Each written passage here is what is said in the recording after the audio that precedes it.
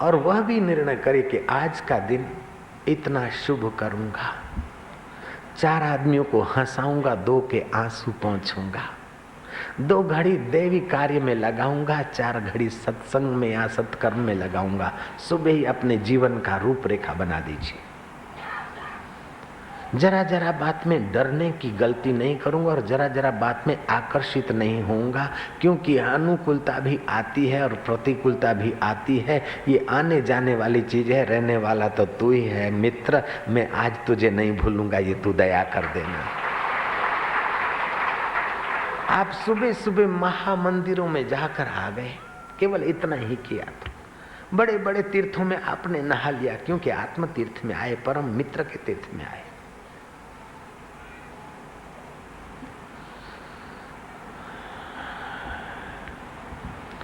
कवि कालिदास जा रहे थे बाजार से, एक माई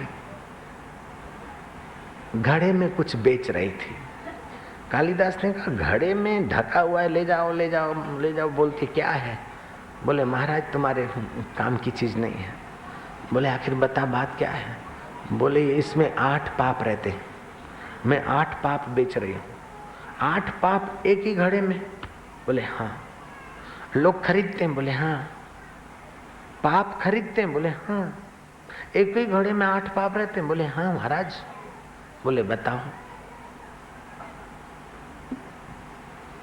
बोले एक पाप तो ये कि आदमी का यश नाश कर दे, दूसरा पाप ये कि स्वास्थ्य नष्ट कर दे, तीसरा पाप अपने पत्नी के साथ अन्याय करना सिखा दे, चौथा पाप अपने आने वाले बच्चों की 10 पीढ़ियां खोखली कर दे, 5वां पाप ये है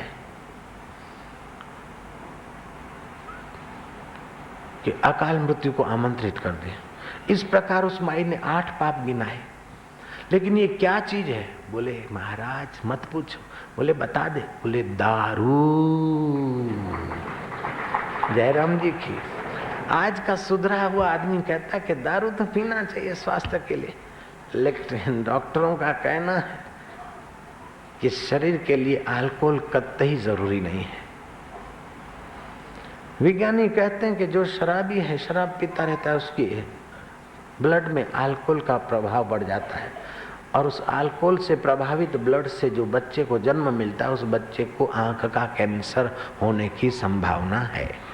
अगर बेटे को नहीं होगा तो बेटे के बेटे को होगा वारसागत, उसको नहीं हुआ तो उसके बेटे को होगा, उसको नहीं हुआ तो 30 के बेटे को हुआ, 30 को नहीं हुआ तो 30 के बेटे को, 30 के नहीं तो उसके, उसके नहीं तो उसके, 30 के, 30 के नहीं तो उसके बेटे को, बेटे के बेटे को, 30 के बेटे को होगा। मतलब आज से 10वीं पीढ़ी तक के बेटे को आंख का कैंसर होगा। जब अल्कोहल, बोतल की शराब 10 पीढ़ियां बर्बाद कर सकती है, तो आप कीर्तन करें या सुबह मिलें तो 10 पीढ़ियां या 21 पीढ़ियां आबाद भी तो हो सकती है।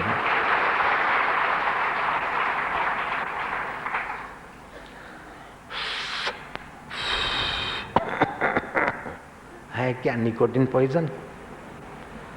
तंबाकू के खेत में पूछा कि भाई इस खेत में बाढ़ क्यों नहीं? बोले महाराज ये तो तंबाकू, गधा भी नहीं आता यहाँ तो। मुझे उस योगी की बात याद आई। योगी ने गधे को योग शक्ति देकर पूछा, मिस्टर टोंकी, भाई वैशाखी नंदन, तू यार तंबाकू के खेत में वरी क्यों नहीं जाता यार, बता देनी। योग शक्ति से गधा की वो चेतना उठी। गधे ने कहा अगले जन्म में मैं बड़ा ऑफिसर था और खूब तंबाकू पीता था, तमस बढ़ गया, इसलिए गधा बन गया हूं। अगर अभी भी तंबाकू के खेत में जाऊं तो क्या हाल होगा, इसलिए मैं जाता ही नहीं।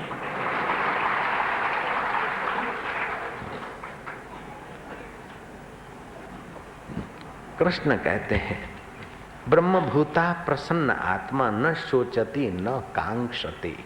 बहुत कीमती श्लोक है, बड़ा हितकारी श्लोक है। ब्रह्मभूत प्रसन्न आत्मा न शोचति न कांक्षति, समा सर्वेषु भूतेषु मद भक्ति लभते पराम।